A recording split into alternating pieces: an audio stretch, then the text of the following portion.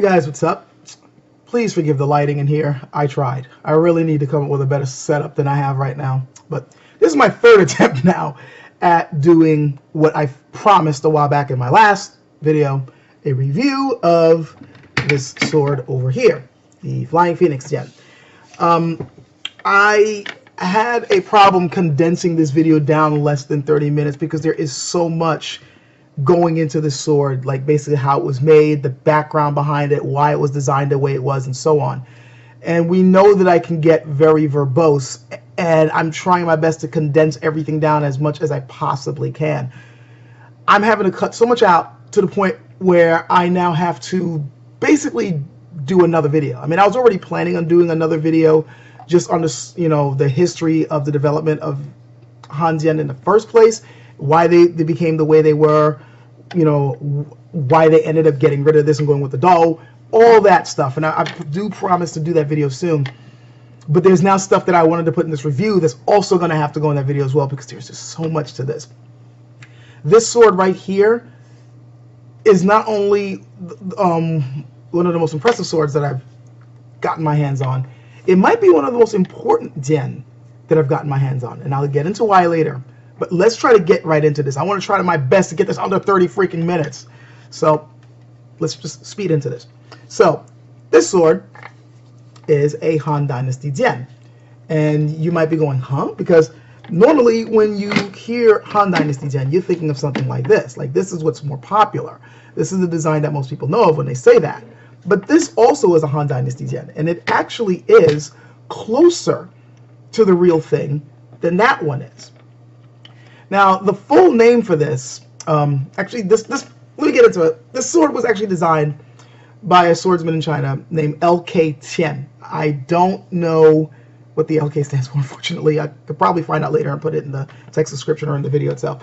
But L.K. Chen, he happens to be, an aficionado of Han Dynasty swords, as well as the system of combat that they used with these particular swords, because it's more of a thrusting, light striking sword than a straight cleaving sword, which is what some people think the Jian was used as, which, by the way, it's not. And he developed this out of a frustration of seeing Handguard being done wrong in today's current market, as well as wanting a sword to actually fit the combat system that he, was kind of rebuilding, kind of re-unearthing. The full name for this is the Flying Phoenix Striking Thrusting Handguard. You heard me correctly. It's the Flying Phoenix Striking Thrusting Handguard, which basically gives you an idea of how this thing is to be used. And no, don't ask me to pronounce it in Chinese, because I have no idea how to pronounce it in Chinese. I'm sorry. I'll have the actual Chinese characters in the text description. So, as I was saying before, he developed this weapon out of a desire for coming up with something truer to the swords that were used during the Han Dynasty. Now, how I got my hands on it was through an interesting roundabout way. You may remember that I did a video way back called Is the Handguard Right for You?, where I was talking about the popularity that was surging around this particular weapon among people who liked or practiced with Chinese swords. And I was basically saying in that video that if you are a beginning student who's not used to cutting with these weapons or training with these weapons, you might want to hold off on grabbing it because the handle is round. Now, someone saw that video, now a new viewer, and he appreciated the fact that I made that message, but not just because of the fact that since it's a rounder handle, it'll be harder to use, but also because the handle is straight up wrong, apparently. And he took the time to mention this to me and point out to me that the Han Dynasty Jian of the past were not made with handles that round. In fact, they were made with handles similar to what we're used to seeing with Chinese swords. Namely, a handle like this. And as I showed you in the preview video of this sword, not only do you see a bit of a profile taper here, where it's wider here, but then it narrows to the here, but when you turn it to the side, you realize that this part's flat. It's more of an oval, so I actually get a better sense of edge alignment gripping it. And it only is round from here to here. And what's also interesting is the fact that this handle is nowhere near as long as this one. Like, this one's about a foot. If I bring this over here, though, you can see the difference. This was clearly meant to be used in one hand. And yet what's even more interesting is that this has a longer blade than this. I've always considered this to be a two-handed sword, well, for obvious reasons, but I was always disappointed with the fact that it was a 32-inch blade. From my research, Chinese two-handed swords tend to go longer than that. Much longer than that, especially during that time period.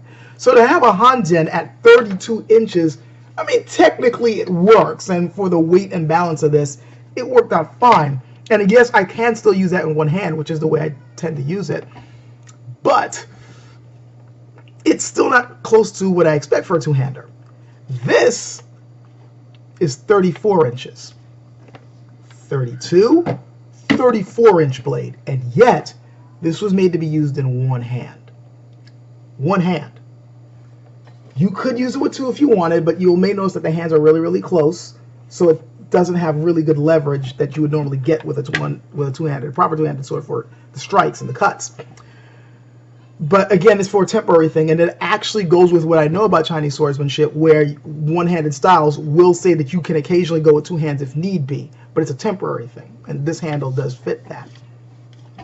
Now, what's really interesting about this sword, besides I get to the elephant in the room, but what's also interesting about this sword is the weight.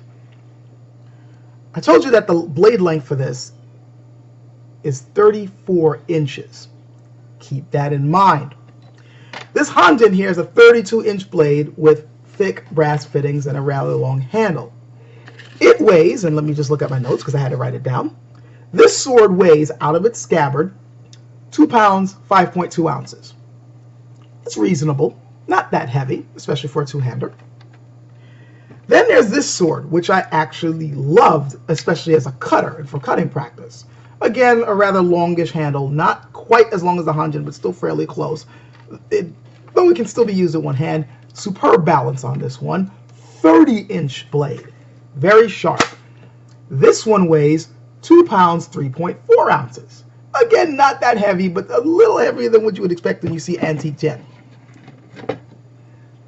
This sword, 34-inch blade. Remember that. Bronze fittings, though it's smaller. Guess the weight. Just guess. Okay, you guessed? This one, 1 pound, 11.6 ounces. I'll say that again.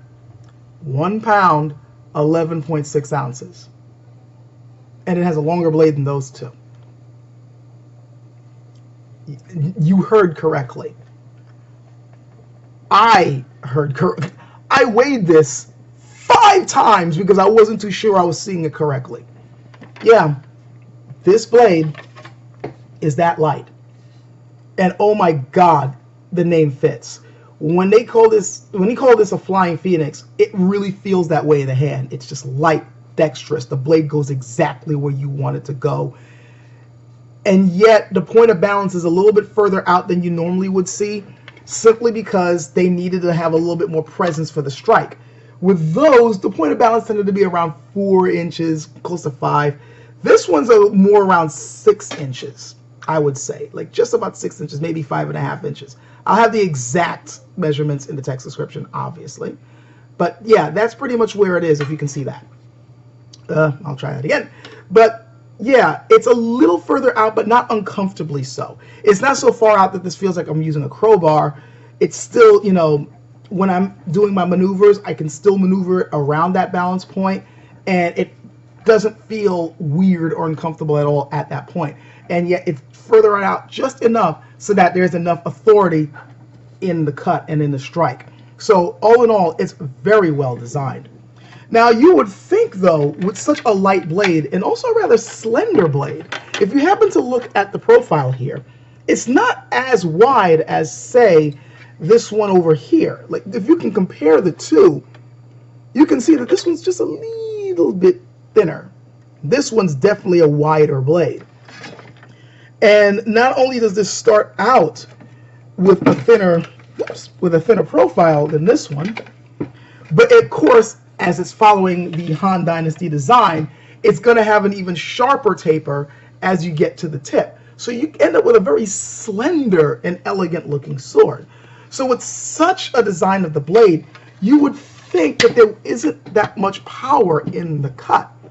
And in truth, yes, this isn't exactly a cleaving sword. It's not like, say, a handguard or a katana or, you know, a liudo or, you know, a heavy cutting, chopping weapon. And yet it can still cut. Here you can see in this clip LK Chen testing the weapon out. And as you can see, he can cleave through empty plastic bottles with this.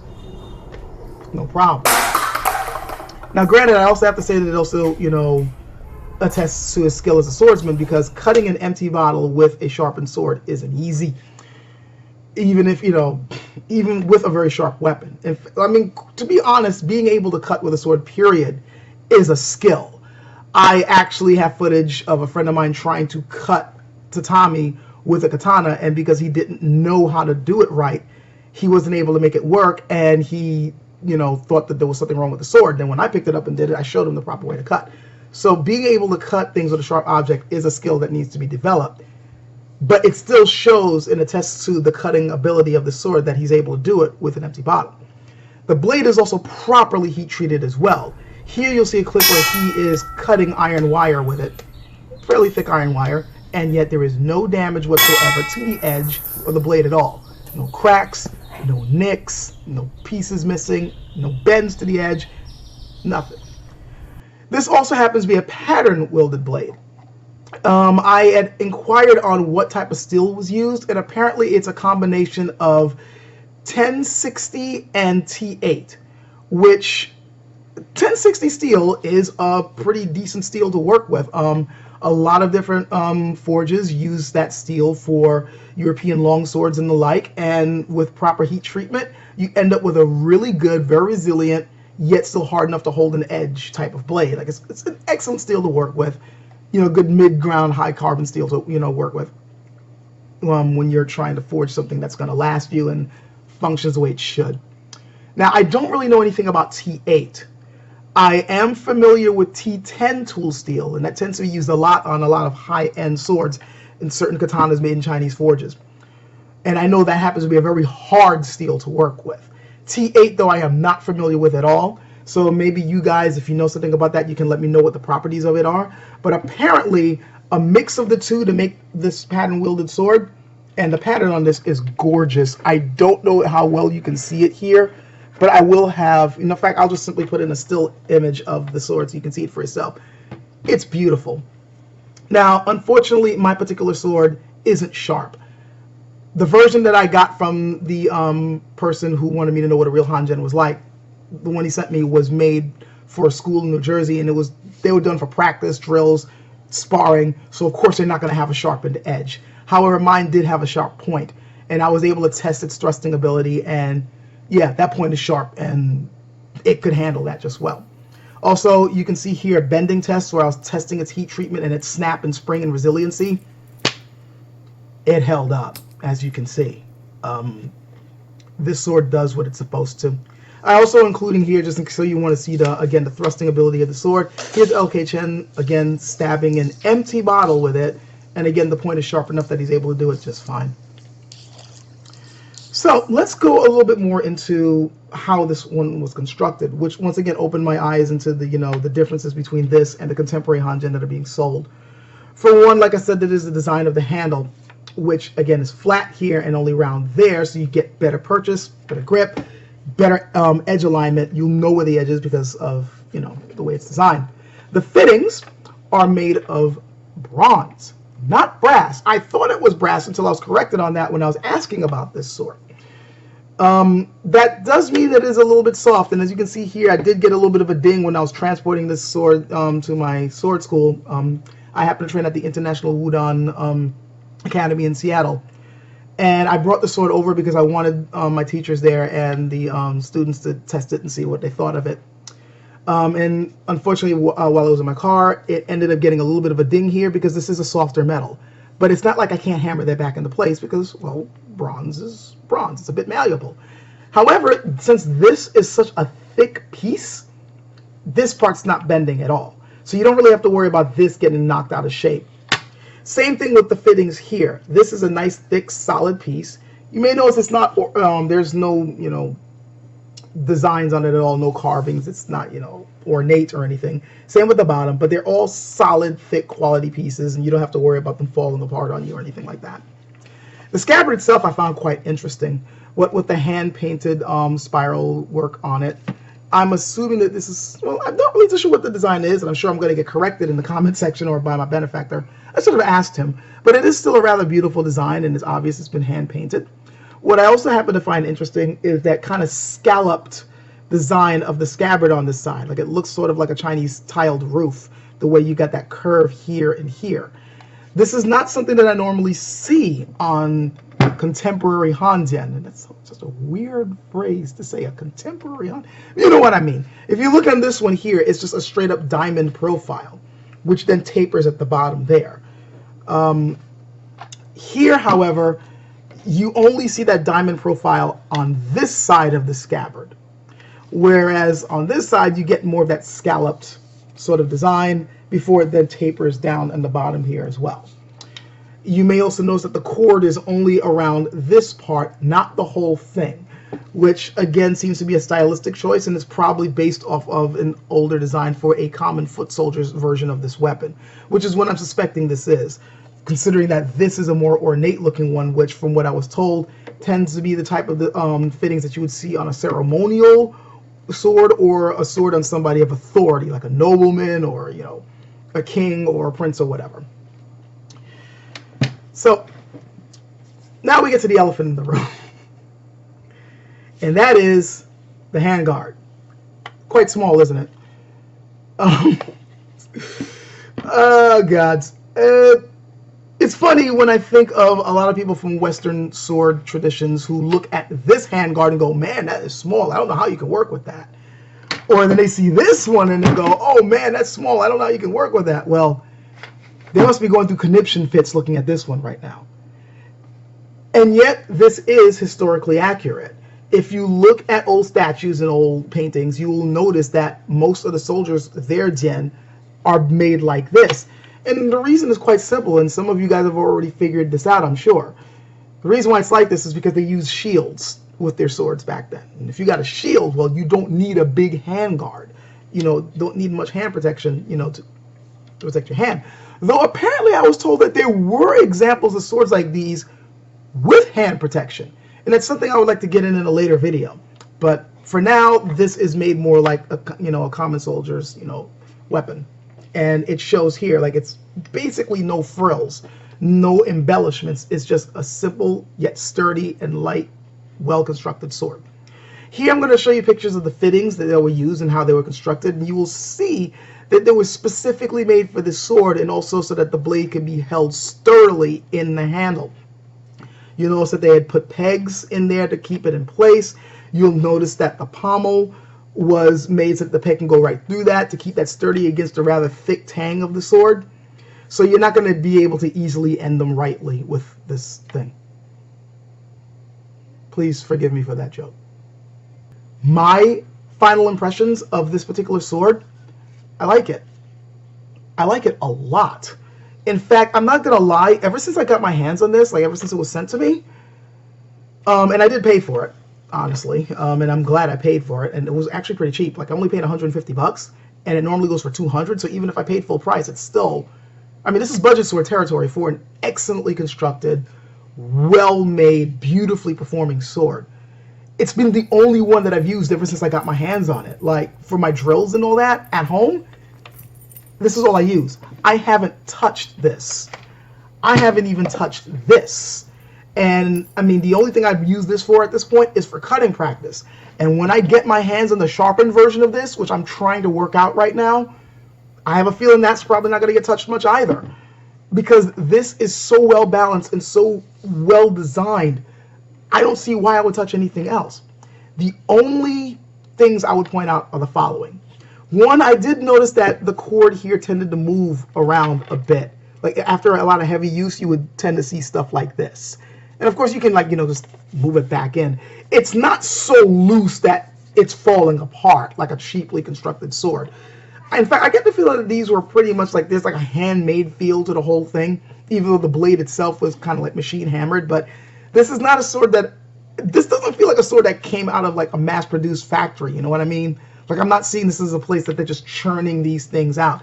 And actually, they are in fairly short supply. Like, these tend to be made to order, and they're not, you know, mass-produced. And I get that from the feel of the fittings, the look of the fittings, and the cord thing here. But it would be nice to see this done just a little bit tighter so you wouldn't necessarily see that moving around a lot. But I think that's something that tends to happen with cord swords anyway, so, you know, that's just one thing to consider. The other thing to consider is, of course, the handguard. Those of us who practice traditional Chinese sword forms, you guys will know that we usually start with the sword in our left hand, and we tend to grip the handguard when we do so. Like this right here is a very common grip. You know, as you can see, like we'll have that one finger down the handle like that, and the other finger's wrapped around, you know, the handguard. Sometimes if you really want to be traditional, you can hold it that way, but you still have some decent purchase when you do that. But with a sword like this, you can't really do that. There's not much to grab, really. So you're going to have to try to adjust your grip if you're going to be using this in the traditional manner. Like if you're practicing, say, Wudan Jian or Gonwu Dian, when you're holding it here, you're going to have to adjust your grip. Or you may have to even grab part of the blade. And if your blade is sharp, well, that's no good, is it? So that is something you're going to have to consider if you want to get this. Me personally, I would love to see this blade or this type of blade with this type of weight on fittings like these or these. I think that would take the market by storm. Especially this. Like, honestly, I was considering buying myself another version of this soon, but with a folded blade since this is a monosteel blade. And this sword has actually changed my plans. I'm now considering, no, I'm not going to get me another one of these. I would rather have these fittings on this sword. And I'm hoping to work something out with LK, you know, LK Chen to see if that's possible. Because I would rather have this blade than that one. I really would. So, yeah, all in all, I'm impressed with it. I love how it handles. I love how it works. It's just a great overall sword. And I'm sure many of you guys who practice Chinese martial arts or who are interested in getting a Chinese sword for your collection for a cheaper price, I'm sure you're wondering how you can get your hands on one of these. That's the problem. I kind of don't know. I mean, it's like, okay, there's a way, but there isn't. Well, okay, this isn't like you can. It's not like you can just go to Cult of a Theater and pick one of these up. It's not like you know he has a website we can easily go to. Or, you know, like Sino sword, for instance. Oh, that's the sword I want. Let me click on this. Or even, it's all like, I had to go through a middleman in order to get this. And I wouldn't even have this in the first place if the guy hadn't seen my video. And right now I'm trying to work out getting a sharpened version of this. And I'm not saying it's not going to happen, but it's kind of convoluted. I'm basically having to like deal with a middle guy to talk to him and, you know, go through different channels. And then of course the sword, you know, these swords are made to order, so I'm probably gonna have to wait a month or so. And of course they got to go through Chinese customs, which are tightening up all the time. And of course the crazy shipping price, all that crap is getting in the way. So I don't really have an easy way for you guys to be able to get your hands on this, unfortunately. That supposedly is going to be changing sometime in the near future. I do know that LK Chen this is actually apparently one of 5 swords that he's designing with an older school feel in mind.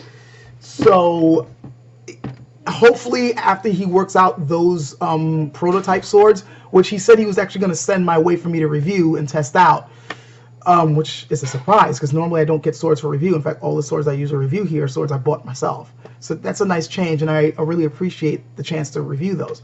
But hopefully by then he may have worked something out so that it'll be easier for you guys to be able to get your hands on these. But for now, I just at least wanted to review them so you guys can get an idea of what they're like, so that by the time they are available, if you're still interested, you might be able to get them for the, you know, the fairly cheap price that they're going for. So yeah.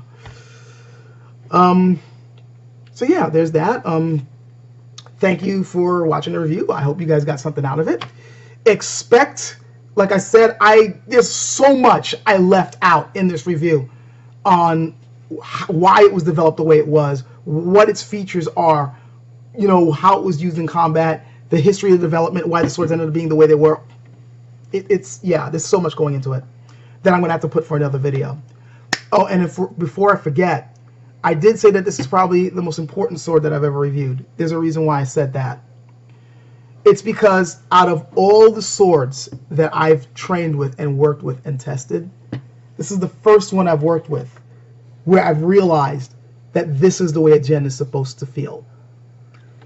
Not just a Han Jian, but Jian period.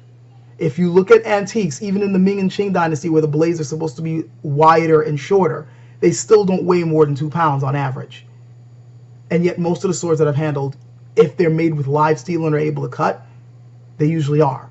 I'll get into why in the next video, but needless to say, this is the first one where I've actually felt like I'm handling something closer to the antiques, which is something that I'm usually told over and over again. If you want the real feel of a Chinese sword and you want to really feel how the techniques are supposed to be done, you need to get your hands on an antique.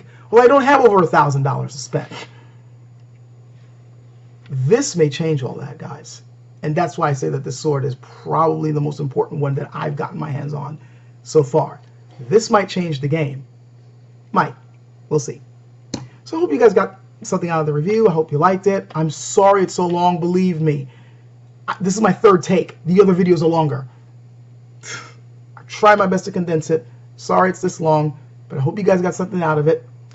And I hope you guys are going to be able to enjoy my next review, which is going to be on this monster.